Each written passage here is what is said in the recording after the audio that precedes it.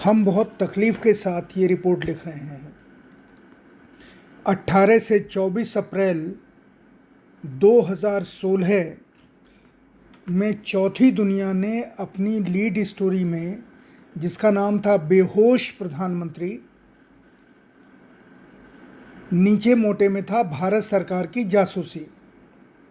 और ये हमने बहुत सोच समझ करके स्टोरी की थी।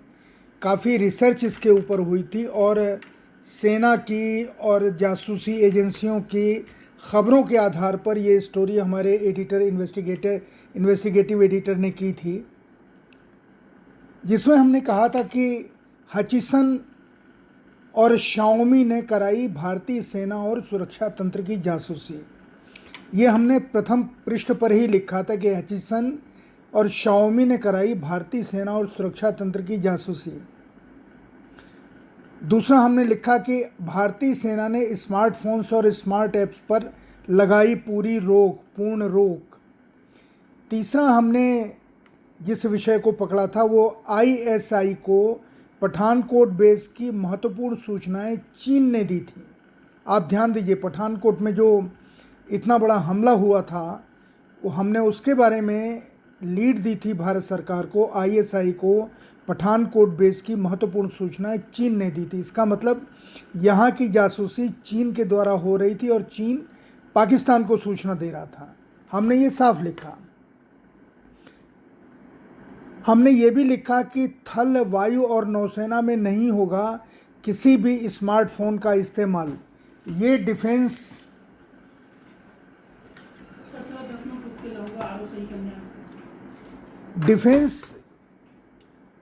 ने ये आदेश दिया था, इसलिए हमने ये लिखा कि नहीं होगा, लेकिन वो फ़ोन का इस्तेमाल होता रहा। फिर हमने हेडिंग में ही लिखा, वायुसेना की रिपोर्ट पर भी सोई रही नरेंद्र मोदी की सरकार। उस समय वायुसेना तीनों सेनाओं में पहली थी जिसने सरकार को एक रिपोर्ट दी थी कि आप चाइनीज़ मोबाइल का इस्तेमाल रोकिए, हमारे देश की जासूसी हो रही है। पर 2016 में भी हमारी केंद्र सरकार सोई रही। डिफेंस ने अर्धसैनिक बलों से भी इसका कड़ाई से पालन करने के लिए कहा था, लेकिन अर्धसैनिक बलों में भी इसका कड़ाई से पालन नहीं हुआ।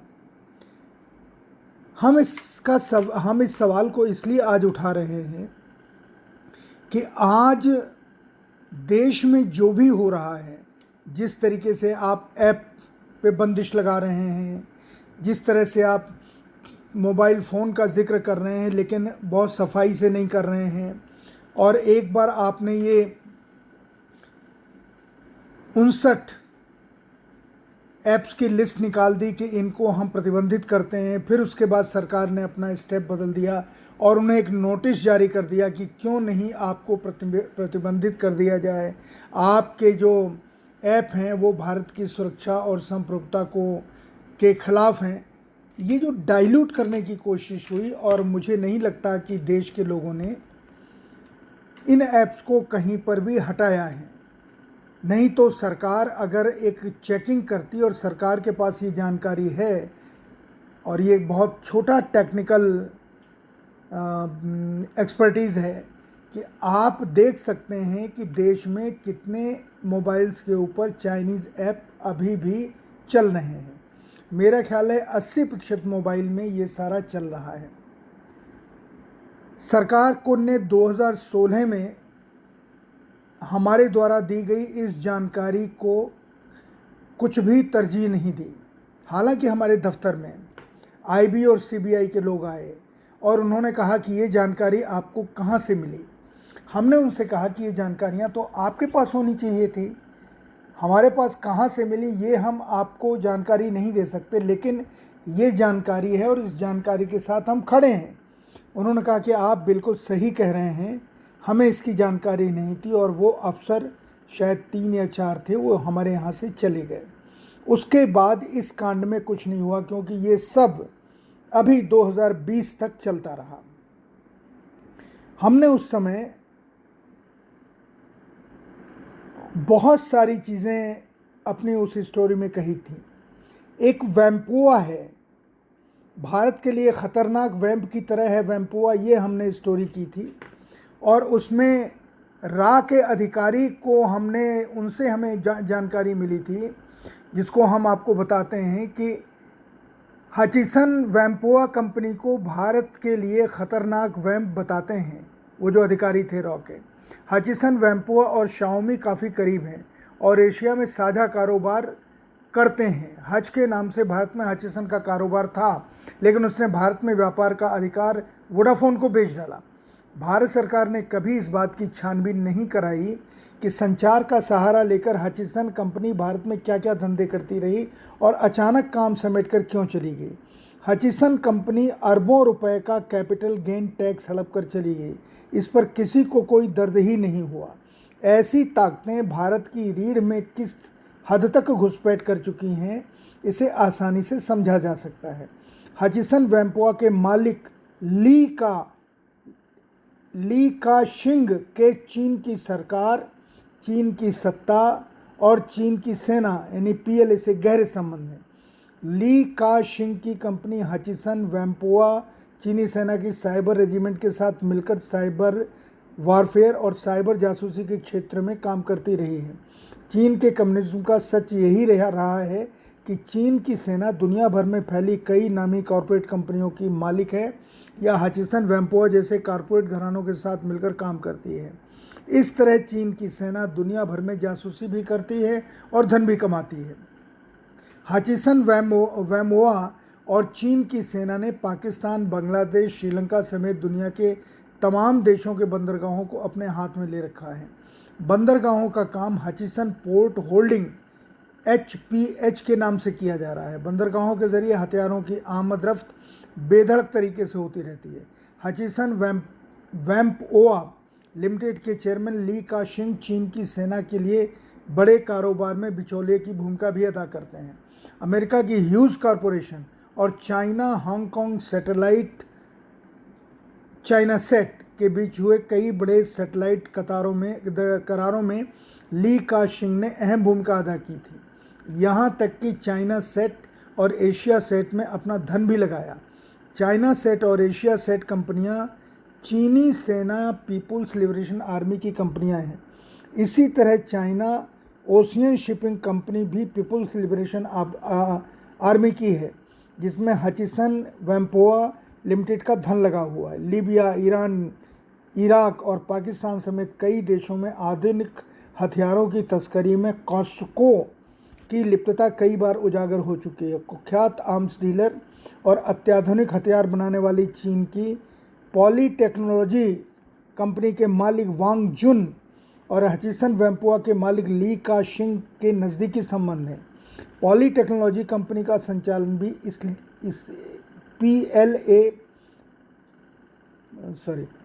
टेक्नोलॉजीज कंपनी का संचालन भी PALA द्वारा ही होता है।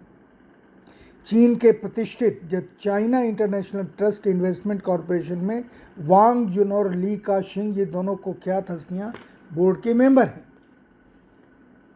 हमने उस समय बहुत विस्तार से बताया था कि चीन कितना ख़तरनाक है, लेकिन सरकार ने इसके ऊपर ध्यान नहीं दिया।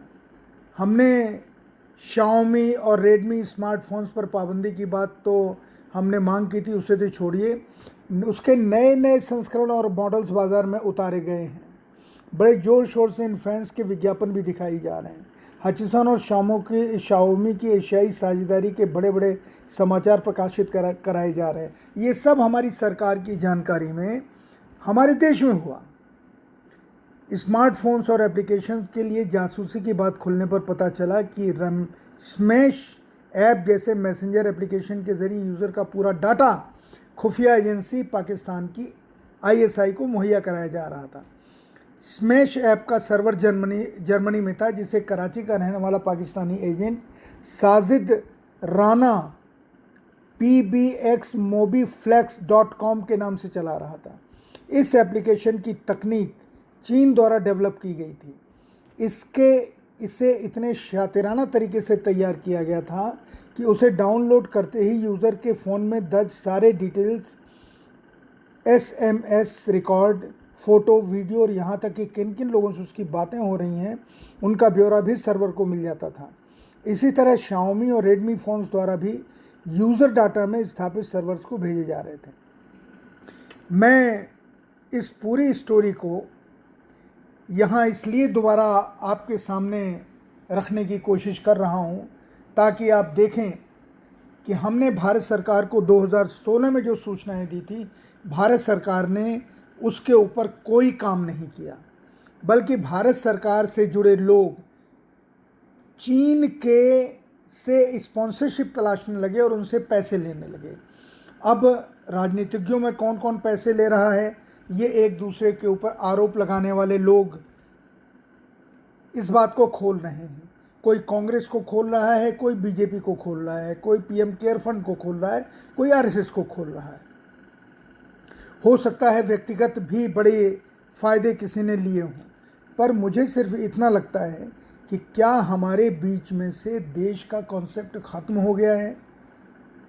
जब हमने कहा कि पठानकोट हमले जैसे आतंकी घटनाओं में शाओमी और रेडमी स्मार्टफोन्स पर की वजह से जासूसी हुई, सरकार ने उसके ऊपर कोई ध्यान नहीं दिया। हमसे आके जानकारी भी ली, लेकिन उस जानकारी के ऊपर कोई काम नहीं किया। और अब एक नाटक हो रहा है इनको बंद करने का, और मैं इस बात पर बिल्कुल निश्चिंत हूँ कि किसी भी तरह से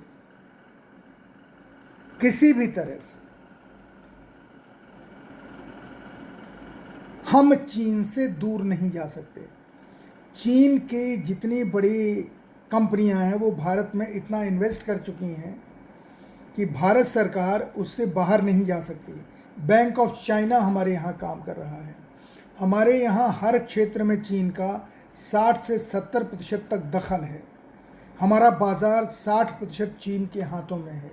हमारे यहाँ की हर चीज़ में चीनी कंपनियों का इन्वेस्टमेंट है। यहाँ तक कि पेटीएम अलीबाबा के कब्ज़े वाली कंपनी है, जिसे भारत सरकार की सहमति से, पहले वो भारतीय स्वामित्व वाली कंपनी थी पेटीएम, उसे भारत सरकार की सहमति से और उनकी राय से अलीबाबा को इसमें शामिल किया गया। हमारा पूरा फाइनेंशियल कंट्रोल इस समय अलीबाबा के पास है। बैंकों में सारे सर्वर चाइनीज़ लगे हुए हैं, सूचना के सारे सर्वर चाइनीज़ लगे हुए हैं, सेना में चाइनीज़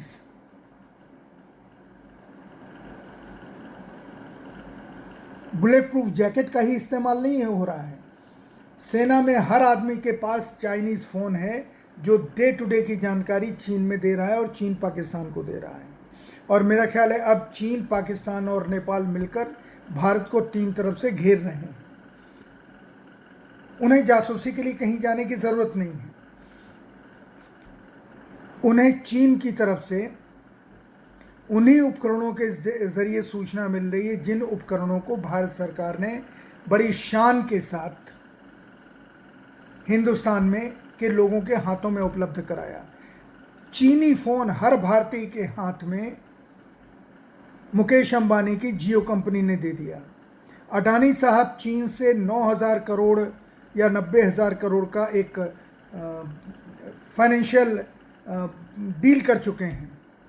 तो जब हमारे यहाँ के बड़े पूंजीपति और हमारे यहाँ के बड़े अधिकारी चीन के दिए हुए स्पॉन्सरशिप से या चीन के दिए हुए फाइनेंस से काम करेंगे, हम चीन से कैसे लड़ पाएंगे। और आखिर में मैं एक सवाल खड़ा करता हूँ। अमिताभ बच्चन, सलमान खान, शाहरुख खान जैसे लोग चीन के प्रोडक्ट का प्रचार कर रहे हैं। किसी ने नहीं कहा है कि हम इन प्रोडक्ट्स को छोड़ेंगे। उसी तरीके से बीसीसीआई जो क्रिकेट के टूर्नामेंट कराती है, उसकी जिम्मेदार है, वो चाइनीज़ स्पॉन्सरशिप नहीं छोड़ रही है। सारे शोर के बावजूद नहीं छोड़ रही है। प्रधानमंत्री आज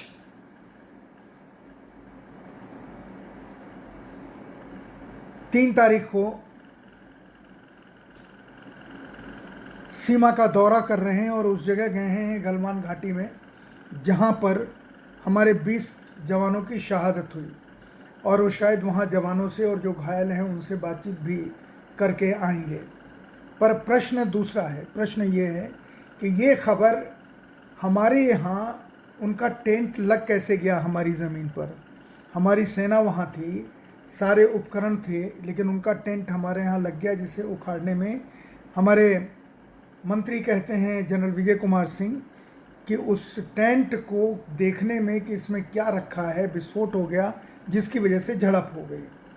लेकिन एक दूसरी खबर आई है, वो ये कि हमारी आँख के आगे देखते देखते चीन ने अपना एयरबेस बना लिया गलवान वैली में ही। ये एयरबेस कैसे बना, इस खबर को विदेशी समाचार एजेंसियों ने तो सबके सामने रखा, लेकिन हमारे देश में इस खबर को क्यों दबा दिया गया। अब हमारा सवाल है कि क्या सचमुच चीन ने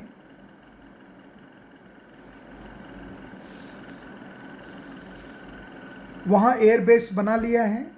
अगर बना लिया है तो हमें ये मानना चाहिए कि सिर्फ गलवान वैली ही नहीं, लद्दाख भी आज ख़तरे में है, और इसकी रक्षा करने की जिम्मेदारी देश की सरकार की है, देश के लोगों की है, देश के प्रधानमंत्री की है। पर अगर टेलीविज़न चैनलों के ज़रिए ये लड़ाई लड़ी जाएगी तो मुझे इसमें कोई संदेह नहीं है कि हम गलत खबरों के आधार के ऊपर खुश होते रहेंगे और हमारे वाइटल पॉइंट्स जहाँ की सुरक्षा हमें कड़ी करनी चाहिए, वो सुरक्षा हम कड़ी नहीं कर पाएंगे, क्योंकि टेलीविज़न चैनल सरकार की सूचना के आधार पर कम और अपनी कल्पना के ऊपर ज़्यादा खबरें दे रहे हैं। सारी खबरें ऐसे आ रही जैसे ये ज़ीरो पॉइंट पर हों। सब होटलों में बैठे हैं लद्दाख के, लेह के। बहरहाल, मैं पत्रकारों के ख़िलाफ़ नहीं जा रहा हूँ। जो देशभक्त पत्रकार हैं उनका एक नज़रिया है, जो देशद्रोही पत्रकार हैं उनका एक नज़रिया है। पर मैं सिर्फ ये मांग दोबारा करता हूँ कि हमने जो 2016 में स्टोरी की थी बेहोश प्रधानमंत्री, उसे हम दोबारा पूरा का पूरा छाप रहे हैं, और हम चाहेंगे कि देशवासी देखें कि हमने जो लिखा 2016 से 2020 तक कितना सही साबित हुआ, और 2020 में भी सरकार उसका नोटिस नहीं ले रही है, और हमारे देश की जासूसी जैसे हो रही थी अभी भी वैसी ही होती जा रही है।